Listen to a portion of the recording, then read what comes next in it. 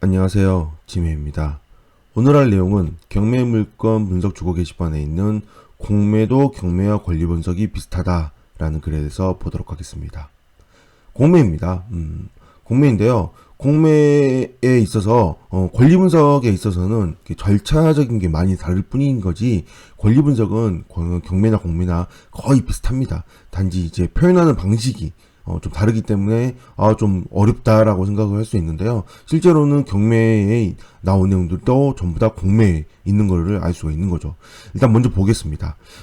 이 물건을 보는 이유는 이렇게 질문이 올라와서 그러는 건데요. 전세금 6천이라는데 6천 이상 낙찰받으면 임차인은 전세금을 다 받아가는데 문제가 없는 건가요? 체납세금은 공매가 끝나면 소멸되는 건가요?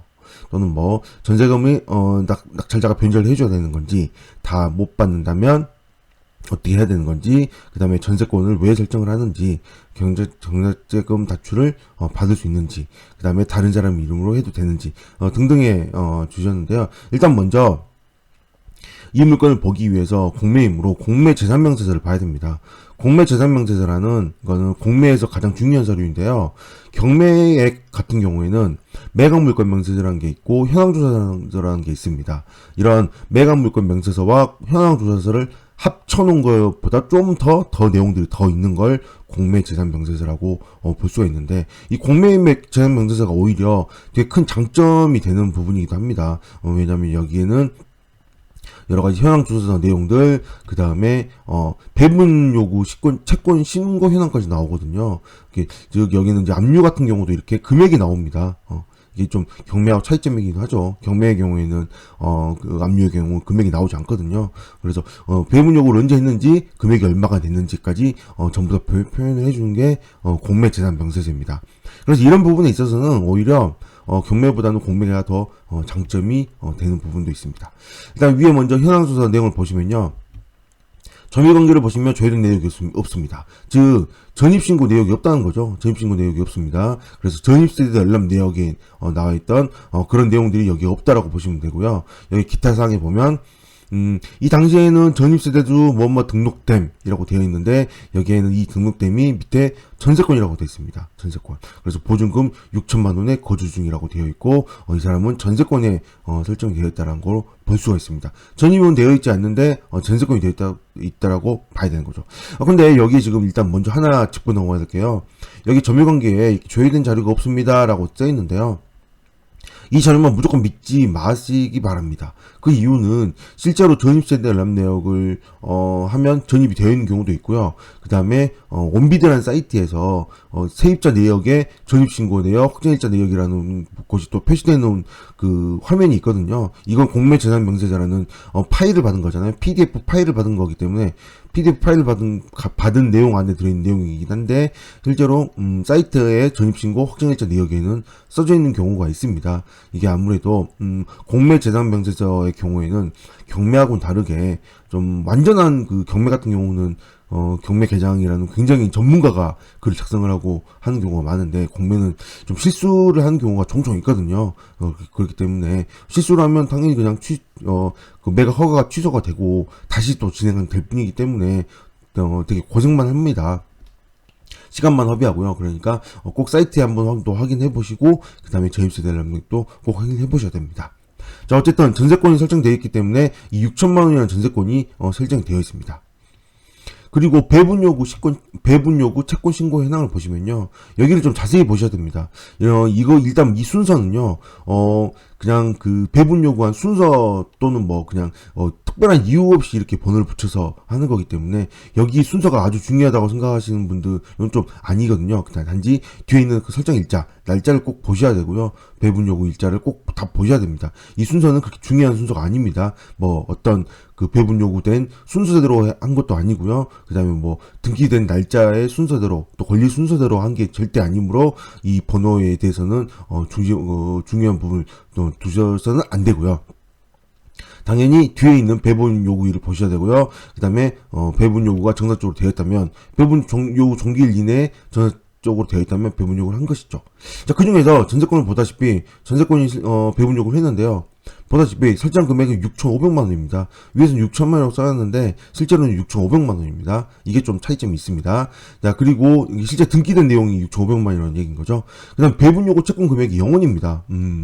배분요구 채권 금액이 0원이라는 거는 두 가지로 생각해 볼 수 있습니다. 뭐냐면 배분 요구를 했으나 실제로 등기부에 설정되어 있는 이 설정 금액은 등기부에 설정됐다라는 뜻입니다.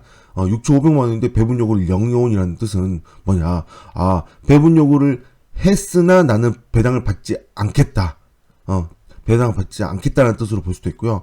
이거는 이미 소멸되어 있는데 등기부가 남아있는 거다라는 걸로 생각을 해볼 수도 있습니다. 근데 어쨌든 여기서는 위에 보면 등록돼 있고 거주 중이라고 진술하는 거 보면 이 금액은 실제로 존재하는 금액이 맞는 거죠. 존재하는 금액인데 배분 요구를 0원으로 했다는 거는 즉 뭔 말이에요? 배분 요구를 하지 않았다는 거죠. 나 이 전세권이 있는데 등기가 있는데 배당은 받지 않겠다. 돈은 받지 않겠다라는 걸로 해석을 하셔야 됩니다. 자, 제가 그 전세권에 대해서 제일 종종 자주 하는 얘기가 있는데요. 여기 잠깐 써놨는데 이런 얘기가 있습니다. 전세권이 말소기준 권리가 되기 위해서는 세 가지 조건이 만족해야 됩니다. 최선주의 설정일자가 전세권일 것, 즉 가장 먼저 전세권이 설정이 돼야 되고요. 그 다음에 전체에 대한 전세권일 것, 그다음 배당 요구를 했거나 경매 신청할 것입니다. 자, 설정일자를 쭉 훑어봅니다. 등기부를 전부 다 훑어보면 이 중에서 가장 빠른 게 뭐예요? 가장 빠른 게, 자, 전세권입니다. 전세권이 가장 빠르죠. 전세권이 8월 19일보다 하루 앞서네요. 그래서 가장 먼저이므로 해당합니다. 오케이. 그 다음에 전체에 대한 전세권일 것. 이 전세권에 대해서 특별히 아무런 언급이 없습니다. 그러므로 전체에 대한 전세권이 맞습니다. 오케이. 그 다음에 배당 요구를 했거나 경매 신청할 것인데요. 자, 경매 신청은 다른 데서 이 공매제한 명세임으로 세금에 의해서 압류로 신청이 된 거죠. 그러므로 신청한 건 아니고요. 그다음 배당 요구를 했거나인데 배당 요구 하지 않았습니다. 그러므로 이 전세권은 말소 기준 권리가 되지 않게 됩니다. 즉 말소 기준 권리가 되지 않게 되면 어떻게 되나요? 전세권은 낙찰자의 인수상이 되게 됩니다. 그러므로 이 물건에 있어서는 말소 기준 권리는 전세권이 아니게 되고 그 다음 순서는 바로 마포구청의 마산 합포구청에 2015년 8월 19일 압류된 금액이 말소기준 권리가 됩니다. 그래서 말소기준 권리 이유는 이유인 등기도는 전부 소멸되고 그냥 이 전세권에 대해서는 말소기준 권리가 아니므로 낙찰자 인수상이 되게 됩니다. 네, 아시겠죠? 그래서 공매자금 문서에도 이런 내용이 나와 있습니다. 전세권은 매수인이 인수 부담하는 조건이라는 언급을 해놨기 때문에 권리 분석을 할 때도 이렇게 인수하는 조건이라는 뜻이 되고 실제로 이렇게 언급도 해줬으므로 이 물건 6,500만 원이 인수에 대한 상황이 됩니다. 감정가가 1.12억이고요.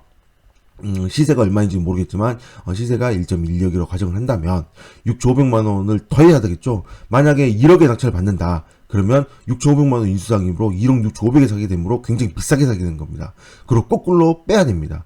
시세가 1.12억이라고 한다면 여기서 6,500만 원 빼고 그리고 이것저것 이제 뭐 경매 비용도 생각했지만 어쨌든 4,700만 원 이하가 돼야 됩니다. 그 이하의 낙찰을 받아야만 시세보다 조금이라도 저렴하게 낙찰 받을 수 있게 되는 거죠. 그래서 꼭 인수하는 조건이 있다면 꼭 빼고 계산을 하셔야 됩니다. 그럼 위에 아까 질문에 대한 답을 제가 해드릴 수 있겠죠. 자, 1번 공매 절차가 모두 끝나고 소유자가 되어도 세입자에게 6,500만 원을 줘야 됩니다. 따로 줘야 됩니다. 이거는 어디다 준 게 아니라 세입자한테 직접 줘야 되는 금액입니다. 물론 주면서 전세권을 말소시키는 서류를 받아야 되겠죠. 그 다음에 2번, 3번, 4번은 1번 답변으로 대신 되고요. 공매 같은 경우는 이 물건 같은 경우는 6,500만 원 인수상이 있는 물건이기 때문에 대출이 되지 않습니다. 전세권이 설정되었으므로 대출이 되지 않으므로 나머지 전액 현찰로 내야 되는 물건입니다. 그 다음에 마지막으로는 무조건 낙찰자 이름으로 등기를 해야 됩니다. 낙찰된 사람 이름으로 낙찰을 받고 다른 사람 이름으로 등기를 한다는 것은 절대 있을 수 없는 일입니다. 무조건 낙찰자 이름으로 등기를 해야 됩니다. 공매도 보다시피 경매하고 권리 분석은 똑같습니다. 비슷합니다. 단지 오히려 또 어떤 부분에 있어서는 장점이 이렇게 있는 부분들이 있고요. 단점으로 한다면 공매의 경우에는 경매처럼 인도명령이 되지 않기 때문에 명도 소송을 해야 된다는 단점이 존재하기도 합니다. 그렇지만 장점도 있고 단점도 있으므로 필요하신 분들은 공매도 보고 좋은 결과 있으시기 바랍니다. 네, 오늘 여기까지 하겠습니다. 감사합니다.